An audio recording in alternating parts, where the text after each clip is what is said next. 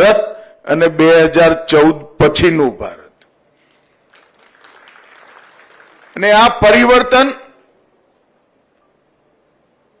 એ લોકતાંત્રિક રીતે થયેલા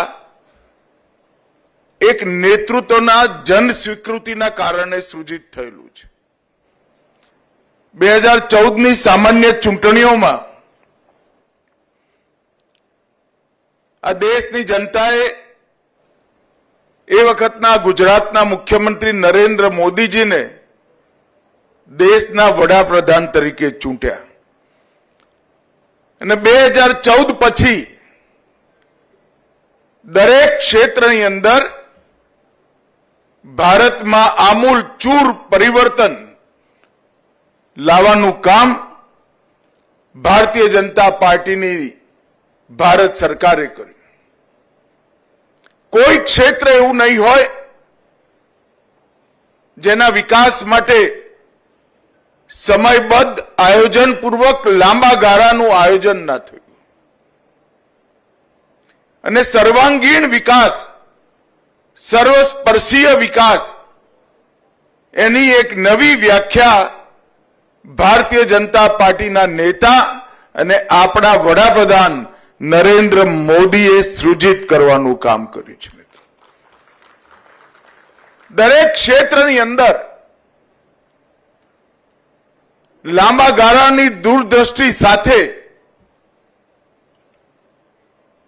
સુપરિણામકારી પરિવર્તન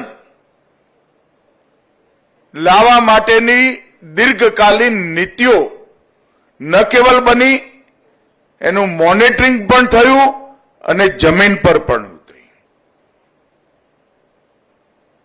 દેશની સુરક્ષા, દેશની સંસ્કૃતિ, દેશની શિક્ષા નીતિ, દેશનું અર્થતંત્ર, દેશનું ઇન્ફ્રાસ્ટ્રક્ચર, આત્મનિર્ભર થવાની દિશામાં દેશનો ઔદ્યોગિક વિકાસ,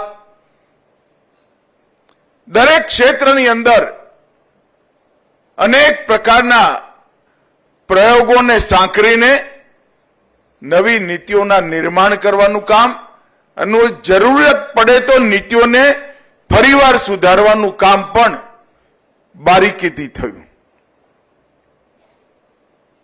આજે હું આ બધા વિષયમાં કહેવા માટે અહીંયા નથી આવ્યો, પરંતુ બે વિષય પર નિશ્ચિત વાત કરવા માંગુ છું. આ દેશના 70 કરોડ ગરીબોના જીવનમાં એમનું જીવન સ્તર ઉઠાવવા માટે સમગ્રતાથી એક પ્રયાસ નરેન્દ્ર મોદીજીના નેતૃત્વમાં થયો. એક જમાનો તો કે દેશના વડાપ્રધાને સ્વીકાર કર્યો હતો કે હું 1 રૂપિયો દિલ્હીથી મોકલું છું તો 15 પૈસા જ ગરીબ જોડે પહોંચે છે, 85 પૈસા વચ્ચે ચાઉ થઈ જાય છે. આજે હું દેશના ગૃહમંત્રી અને એક સાંસદ તરીકે આંખમાં આંખ મિલાઈને કહું છું, નરેન્દ્ર મોદીજી 1 રૂપિયો મોકલે છે, પૂરેપૂરો રૂપિયો ગરીબના બેંક એકાઉન્ટની અંદર ટ્રાન્સફર થઈ જાય છે. આ પ્રકારની સમગ્રતાથી જેમ ટ્રિનિટીથી ડીબીટીની શરૂઆત કરી અને ગરીબ કલ્યાણના એક નવા યુગની શરૂઆત કરી. ગુજરાતમાં પણ એવું નથી કે ગરીબી નથી, પણ હું ઉત્તર પ્રદેશમાં ગયા પછી જ્યારે ઉત્તર પ્રદેશના પૂર્વાંચલ ક્ષેત્રનો મેં પ્રવાસ કર્યો ત્યારે ગરીબી, દારૂણ ગરીબી કેવી હોય એનો મને અનુભવ થયો. અને હું એ વખતે વિચાર કરતો હતો, અમે તો ચૂંટણી લડતા હતા કે આનો અંત કઈ રીતે આવી શકે. ના કોઈની જોડે ઘર છે, ઘર નથી તો ઘરમાં વીજળી હોવાનો સવાલ જ નથી, શૌચાલય વગરના ઘરોની ભરમાર, ઝૂંપડી જેવું ઘર હોય તો અંદર પાણીની વ્યવસ્થા નહીં, ચૂલા ફૂકી થાકી જતી માં ઘરમાં જમવા માટે 24 કલાક મહેનત કરે તો બીજા દિવસનું ખાવાનાની વ્યવસ્થા થાય એવી આર્થિક સ્થિતિ અને ઈલાજના નામે ઈશ્વર પ્રાર્થના સિવાય કોઈ વિકલ્પ નહોતો. માં પોતાના નાનકડા બાળક માટે અગર એ બીમારીમાં ફસાય તો પ્રભુ આગળ પ્રાર્થના કરવા સિવાય એની જોડે કોઈ રસ્તો નથી. અને એક 12 જ વર્ષની અંદર આ 70 કરોડ ગરીબોને ઘરમાં વીજળી, ઘરમાં નળથી જલ, શૌચાલય, ગેસ સિલિન્ડર, 5 કિલો અનાજ અને 5 લાખ સુધીનો મુફ્ત ઇલાજ અને 90% સસ્તી દવાઓની વ્યવસ્થા આ એક 12 વર્ષની અંદર નરેન્દ્ર મોદી સરકારે પૂરું કર્યું. અને આઝાદીના 70 વર્ષથી આઝાદીમાં મારો હિસ્સો શું એ સમજવા મથતા આ 70 કરોડ લોકોને નરેન્દ્ર મોદી સરકારે, આ દેશના પ્રધાનમંત્રીજીએ એનો હિસ્સો આપી દેવાનું કામ પૂરું કર્યું. અને આજે 70 કરોડ લોકો, એમાંથી 3 કરોડ લોકોને ઘર પ્રાપ્ત થઈ ગયું છે. ઓર 1 કરોડ ઘર બનાવવાના જે ઘરવિહીન હતા. દરેક ઘરમાં ટોયલેટ બની ગયું, પીવાનું પાણી પહોંચ્યું, ગેસનું સિલિન્ડર પહોંચ્યું.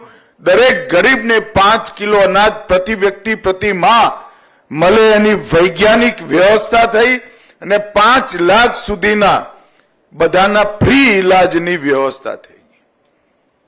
અને સરકારી યોજનાઓ જેટલી હતી એ બધી જ બેંક એકાઉન્ટથી એના એકાઉન્ટમાં ટ્રાન્સફર થાય એ પ્રકારની વ્યવસ્થા થઈ. અને આજે દિલ્હીથી 1 રૂપિયો મોકલવામાં આવે તો 100 પૈસા એના બેંક એકાઉન્ટમાં જમા થવાની વ્યવસ્થા મિત્રો થઈ ચૂકી છે. આખી દુનિયા આંકડાની દૃષ્ટિથી આંખો ફાડીને આ પરિવર્તનને જોઈ રહી છે. જ્યારે આપણે કહીએ કે અમે 15 કરોડ ટોયલેટ બનાવ્યા, કેટલાય દેશોની વસ્તી જ 15 કરોડ નથી. કેટલાય દેશોની વસ્તી જ આપણે જેટલું પાણી મોકલ્યું, દરેક ઘરમાં પાણી મોકલ્યું, 12 કરોડ ઘરો, એટલી વસ્તી જ નથી. દેશના કરોડો નાગરિકોના જીવનભરની પેઢીઓની મતામણ નરેન્દ્ર મોદી સાહેબે એક 12 વર્ષની અંદર પૂરી કરી દીધી. મેં અનેક એવા લાભાર્થીઓને સાંભળ્યા છે કે મેં ઉપર અને નીચે થઈને 5 પેઢી જોઈ. પહેલી વાર ઘરમાં મારો પ્રવેશ થયો છે, જેમાં ગેસ છે, ટોયલેટ છે, પાણી છે, અનાજ છે અને વીજળી છે. 5 કે પેઢીનું સ્વપ્ન એક 12 વર્ષમાં પૂરું થયું. અને આજે PM FCT એ એક પ્રકારથી એનું આગળનું એક સ્ટેપ છે. PM ફેર કેર ટ્રેકર એ દેશની 70 કરોડ ગરીબ બાળકોનો મૂળ પાયો જીવનનો જે વખતે નંખાતો હોય એ વખતે સ્વસ્થ પાયો નંખાય એની ચિંતા છે.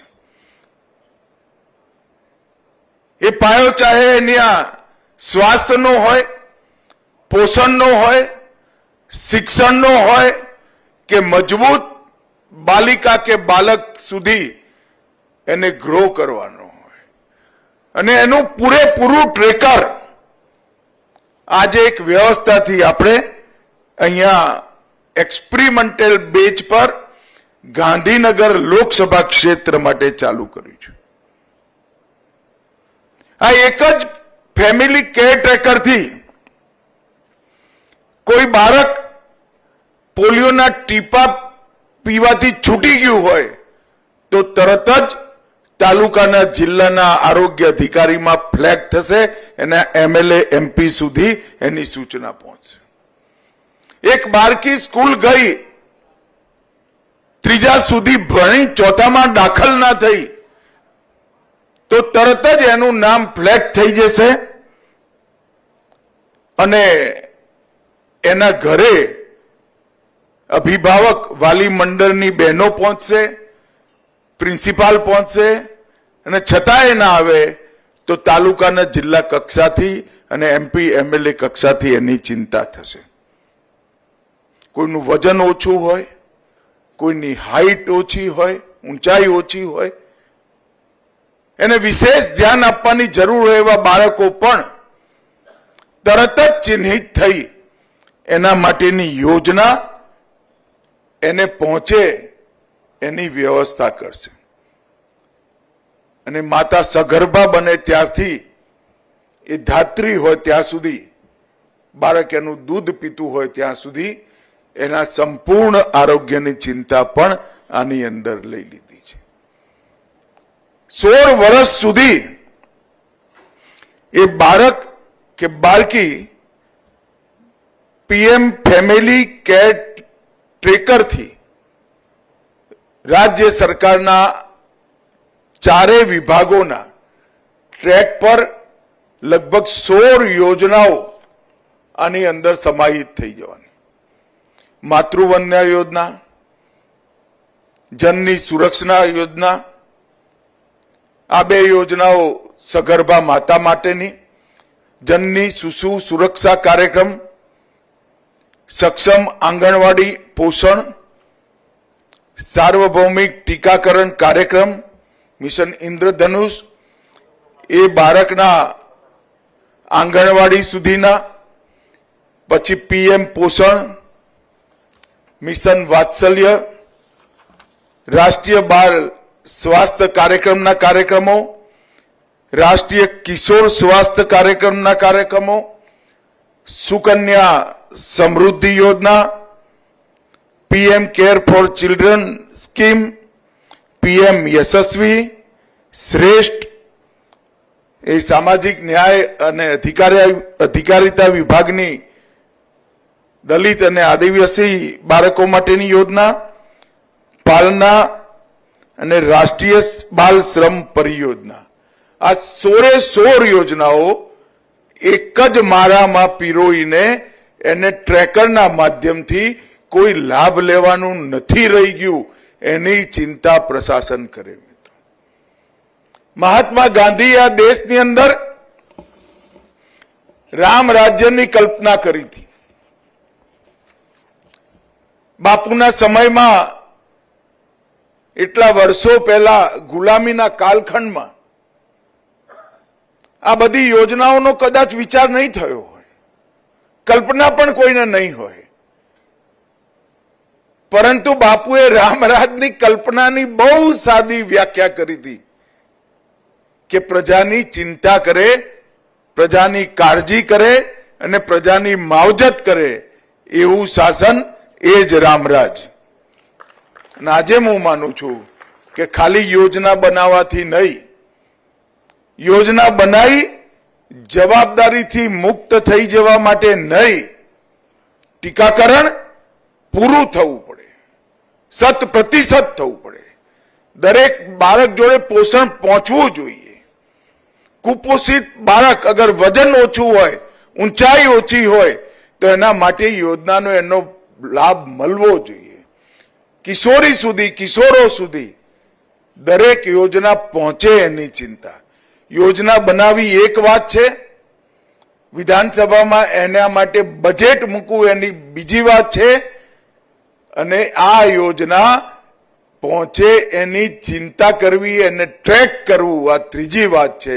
હું ભૂપેન્દ્રભાઈ પટેલ અને હર્ષભાઈને હૃદયપૂર્વક ખૂબ ખૂબ અભિનંદન આપવા માંગુ છું કે આ યોજના એમને ગાંધીનગર લોકસભા ક્ષેત્રની અંદર ચાલુ કરી છે. મિત્રો, રામરાજની કલ્પના કદાચ એટલા માટે જ કરી હશે કે લોકતંત્રના માધ્યમથી સ્વરાજનો મતલબ આપણું શાસન એવું નહીં.